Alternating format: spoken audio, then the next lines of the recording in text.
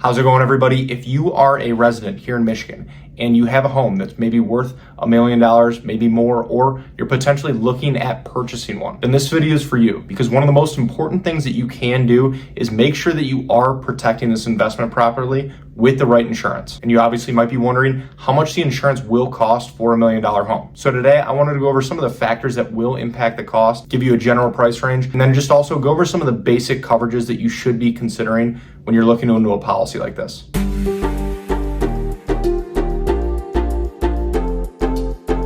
Thank you for stopping by. My name is Brian. I'm an independent insurance agent based here in the state of Michigan, Metro Detroit specifically, and I work with businesses on their commercial insurance programs, as well as helping families and individuals with their personal insurance, their home, their auto insurance as well.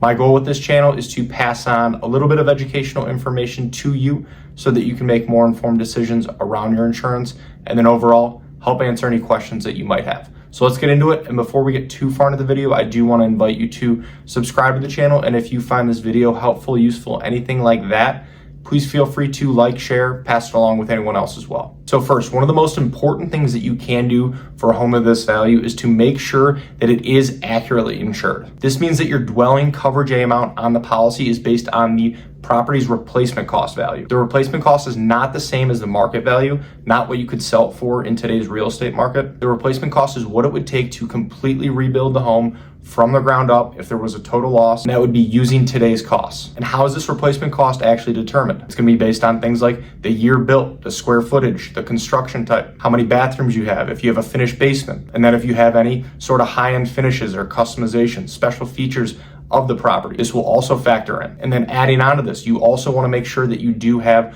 what is called a guaranteed replacement cost endorsement or increased cost endorsement on the policy. Depending on the insurance company you're working with, one of these options should be available. And this is in case, again, a total loss situation, the rebuilding costs have changed. This is so your coverage amount can go beyond that limit if it's needed. Unfortunately, this endorsement usually isn't too expensive to have on there. And then next is your personal liability coverage. This is in case anyone gets hurt on your property, and then there's maybe a lawsuit that follows. This is where this coverage would step in. And it is extremely important to make sure that this coverage is maxed out on the policy at either $500,000 or $1 million, depending again what the insurance company offers. And for homes of this value, families in situations like you that might be watching this video, it is worth considering adding an umbrella policy as well. This is additional liability coverage that would sit over top of your home and auto insurance policies. So again, for high net worth individuals, liability coverage is extremely important. And then obviously, depending on the home itself, there could be other optional coverages worth considering as well, like water backup, making sure that you have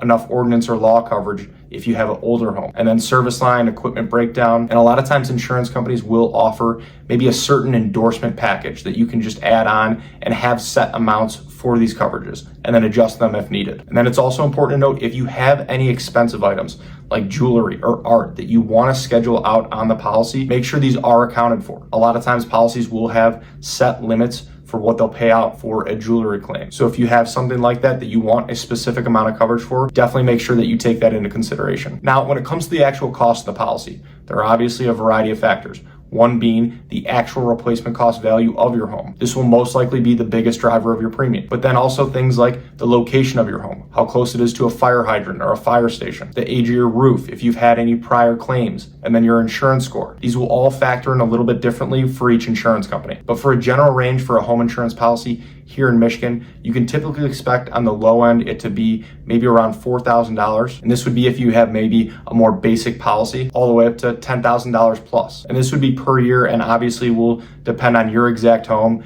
the insurance company you're working with, and the coverage package that you choose to go with. And now, one of the simplest ways to save money on your home insurance is going to be to bundle your auto insurance together with the same insurance company. Nearly every insurance company out there talks about this, and truly there is a significant discount when you do this. And then your deductible also plays a role. Choosing a higher deductible can result in lower premium, and a lot of people prefer that to maybe keep some more money in their pocket versus the insurance companies. At the end of the day, with all of this, you do want to make sure that you have the right policy, that you have the right coverage in place for your needs. When you're investing in a home like this, you want to make sure that it is properly protected. So thank you for watching, and if you are looking for help with your homeowner's insurance or just insurance in general, I would love the opportunity to work with you and see if our team can help. There are a lot of ways to get a hold of me, and they should all be in the description below.